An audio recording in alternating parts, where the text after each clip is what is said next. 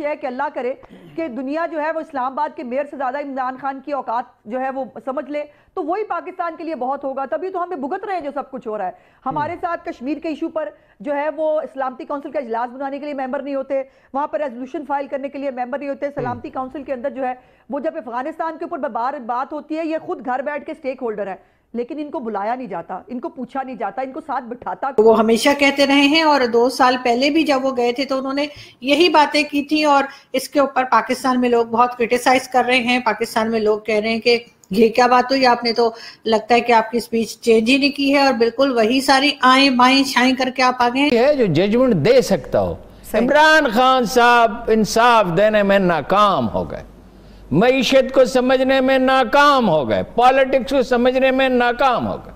चलिए, ये तो सिचुएशन है ना जो उन्हें फेवर कर रही है। इंटरनेशनल सिचुएशन को कितना समझते हैं उस पर इसके मुकाबले में जब हम मोदी जी की स्पीच के ऊपर आते हैं तो मोदी जी का जो कॉन्फिडेंस था वो बहुत हाई था, इसमें कोई शक नहीं। और उसकी वजह क्या थी?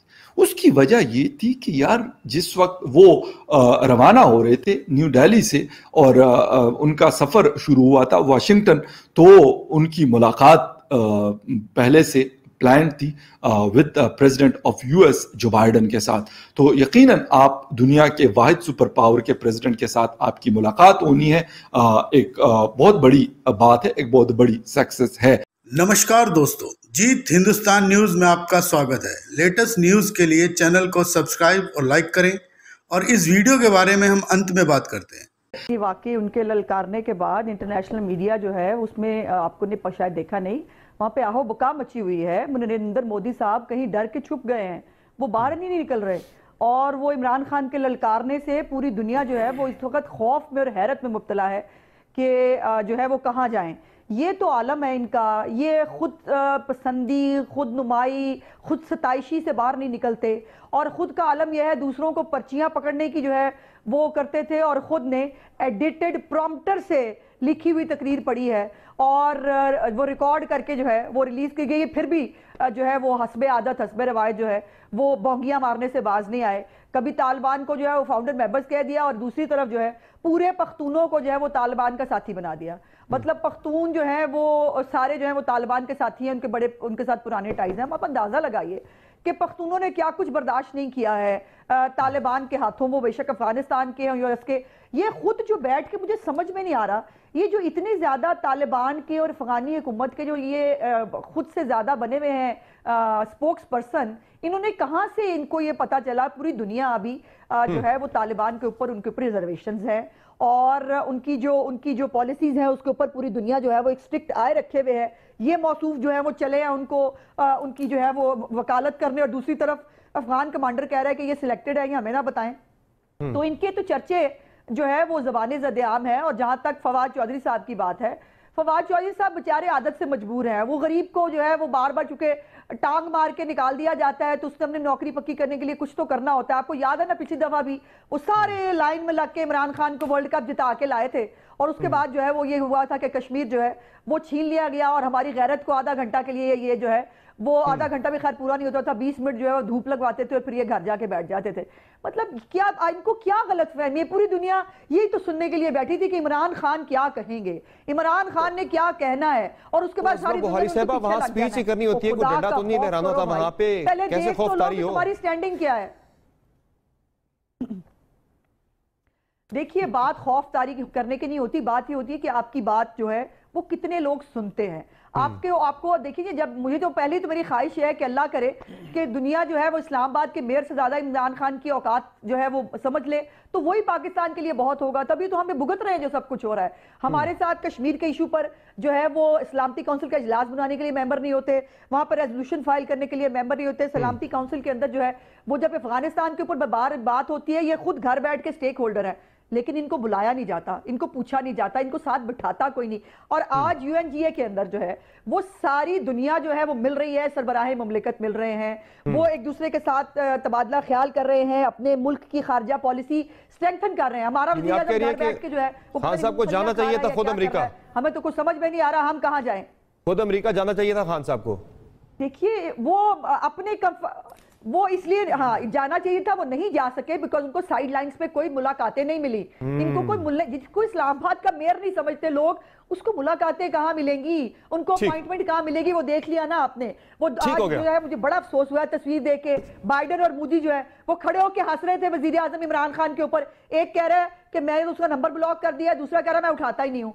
तो मतलब क्या करे उसके बाद बंदा ये तो अब आप जो है ना वो मीम्स पे आ गई हैं। इमरान खान साहब ने जो है एक रिकॉर्डेड मैसेज जो है वो भिजवा दिया था उन्होंने, और उन्होंने कहा था जी जितनी मर्जी रिवाइंड करके सुनते जाओ, कोई एक बार थोड़ी कि बस एक बार बात की है और उसके बाद जो है अगर दोबारा कोई सुनना चाह रहा है या किसी ने कुछ मिस कर दिया है तो वो फिर बाद में काफी देर के बाद ही फिर सुन सकते हैं ना। इस तरह के आपको पता है इस तरह के इवेंट्स में, इस तरह की जो मीटिंग्स होती है उसमें। लेकिन उन्होंने बहुत अच्छा किया कि रिकॉर्डेड मैसेज भेज दिया। कहा क्या वही जो वो हमेशा कहते रहे हैं, और 2 साल पहले भी जब वो गए थे तो उन्होंने यही बातें की थी। और इसके ऊपर पाकिस्तान में लोग बहुत क्रिटिसाइज कर रहे हैं। पाकिस्तान में लोग कह रहे हैं कि ये क्या बात हुई, आपने तो लगता है कि आपकी स्पीच चेंज ही नहीं की है और बिल्कुल वही सारी आए बाएं शाएं करके आप आ गए हैं।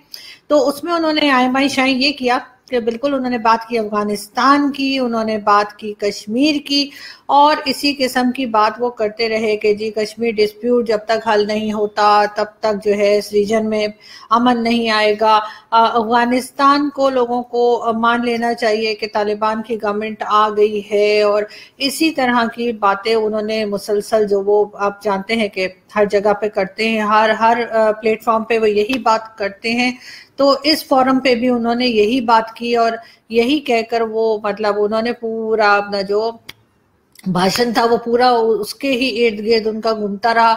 ना उन्होंने इकोनॉमी की बात की कि जी हमें अपने पाकिस्तान अपनी इकोनॉमी को स्टेबल करने के लिए क्या काम कर रहा है, ना उन्होंने ये बताया कि हम एजुकेशन में क्या कर रहे हैं और हमें एजुकेशन में अपने जो है वो आगे बढ़ने के लिए क्या करना चाहिए, ना उन्होंने हेल्थ सेक्टर की बात की, ना उन्होंने ये बताया कि हमारे यहाँ जिस तरह से कोविड-19 के केसेस निकलते चले आ रहे हैं तो उसमें हमें वैक्सीन की ज़रूरत है या वैक्सीन की ज़रूरत नहीं है, या हमें किस चीज़ के ऊपर हम फोकस कर रहे हैं, हम पाकिस्तान को प्रोग्रेसिव कैसे बनाएंगे, हम पाकिस्तान में टॉलरेंस लेवल कैसे बढ़ाएंगे जिसमें कि हर मजहब जो है उसकी रिस्पेक्ट की जाए। और जो कहना चाहिए बहुत सारी जो इंटरनेशनली जो लोग हमें कहते हैं, और FATF भी हो गया और कई दूसरी चीज़ें जिसमें पाकिस्तान इस वक्त फंसा हुआ है, तो उन्होंने पाकिस्तान की कोई बात नहीं की, वो सिर्फ कश्मीर कश्मीर कश्मीर और उसके बाद अफगानिस्तान, और अफगानिस्तान में भी तालिबान तालिबान तालिबान यही कहकर खान साहब ने जो है अपनी पूरी जो एड्रेस था वो पूरा लपेट दिया। और जो लोग सुन रहे थे वो मामू बन गए। नहीं, ऐसा कुछ नहीं है, बहुत से लोग मामू नहीं बने और उन लोगों को समझ में आ गया कि जी इस बात में कोई दम नहीं है। और अब जो है वो खान साहब की अपनी गलती है कि उन्होंने उसी एक ही राइटर रखा हुआ है, एक ही है उनका जो बार बार उनको सेम लाइंस लिख के दे देता है और वही पढ़कर वो आगे बढ़ जाते हैं। लेकिन खैर कोई बात नहीं, अब क्या हो सकता है, अब तो टाइम निकल गया। उनके मुकाबले में अगर हम देखें कि जी जो हमने आज सुनी प्राइम मिनिस्टर जो इंडिया के प्राइम मिनिस्टर हैं नरेंद्र मोदी जी, उनकी स्पीच आज हमने सुनी जो काफ़ी बैलेंस थी और वो काफ़ी हमें ऐसा लगा कि उन्होंने बहुत सारे जो टॉपिक्स हैं, बहुत सारे एरियाज हैं उसको कवर किया और उन्होंने बताया। उन्होंने जो है वो ये बात भी की कि जी वैक्सीन की बात भी की, कोविड की भी बात की। उन्होंने बताया कि जी किस तरह से कोविड-19 की वजह से जो परेशानी है उसमें उनकी कंट्री किस तरह से हैंडल कर रही है उन सब चीज़ों को। और अपने बाकी भी उन्होंने जो बातें की वो लोगों को यही लगा, पाकिस्तान के लोगों की बात मैं कर रही हूँ, कि उनको ऐसा लगा कि वो काफ़ी बैलेंस थी। और मेरा ख्याल है कि खान साहब को भी एक बार उनकी स्पीच सुन लेनी चाहिए। और साथ ही साथ हमने जो पिक्चर्स देखी, जो हमने इंडियन न्यूज़ चैनल्स के ऊपर देखा कि उनका विजिट कैसा रहा। अब ये देखिए, ये जो बाइडेन जो है वो मोदी जी को मेरे ख्याल है जप्पी लगाने की कोशिश कर रहे हैं, या वैसे ही जो है उन्होंने शायद हेलो करने के लिए इस तरह से उनको जप्पी के स्टाइल में उनको पकड़ा है। लेकिन क्योंकि जाहिर है कि कोविड की वजह से आजकल जप्पियां और पप्पियां जो है वो मना है, तो खैर उसके बाद हमें कोई फर्क पड़ता नहीं इससे कि नरेंद्र मोदी जी को इस तरह से वेलकम मिला है वहां पे, क्योंकि आप तो जानते ही हैं कि हमें तो इस बातों से कोई फर्क नहीं पड़ता और ना ही हम अपने आप को इम्प्रूव करने के लिए तैयार हैं। लेकिन हमने एक चीज जरूर की और वो ये कि हमने एक नई पिक्चर बना दी है और इसमें आप देख सकते हैं कि इमरान खान साहब हैं और साथ ही आपको यूएस के प्रेसिडेंट नजर आएंगे और वो इस तरह से जो है वो हमने अपने आप को खुश कर लिया है कि चलो ऐसा भी हो सकता था, लेकिन नहीं हुआ। साथ ही हम देखते हैं कि दोनों जो हैं यानी इंडिया के प्राइम मिनिस्टर और अमेरिकन प्रेसिडेंट, उनमें बातें हो रही हैं। वैसे आपस में क्या बातें कर रहे होंगे यहाँ पे? मेरा ख्याल है ये बातें कर रहे होंगे कि मोदी जी बता रहे होंगे कि जी मुझे तो कोई 110 बार कॉल्स आ चुकी हैं पाकिस्तान से और मैंने तो उठाई नहीं, और जो बाइडेन कह रहे होंगे कि मैंने तो शायद नंबर ही ब्लॉक कर दिया है। लेकिन फिर भी देखते हैं कि आगे क्या होता है। नमस्कार दोस्तों, आज जो आपने वीडियो देखी उसके अंदर टीवी एंकर बता रहे हैं कि किस तरीके से पीएम मोदी ने जो यूएन में भाषण दिया है वो काफ़ी प्रशंसनीय है और हर जगह उनकी तारीफ हो रही है उनके भाषण की, क्योंकि उन्होंने कोरोना से लेके क्लाइमेट से लेके और अर्थव्यवस्था से लेके हर जगह उन्होंने जो छूनी चाहिए बातें वो सब जगह उन्होंने छुआ है। और दूसरी तरफ देखा जाए तो पीएम इमरान खान जो कि काफ़ी परेशान रहते हैं कश्मीर और तालिबान के चक्कर में, उनका जो घेरा था वो इर्द गिर्द इन्हीं दो चीज़ों के ऊपर था और इसकी वजह से खुद पाकिस्तान में ही उनके ऊपर काफ़ी तनकीद की जा रही है। इसी तरह की वीडियो देखने के लिए हमारे चैनल को लाइक और सब्सक्राइब करें। धन्यवाद।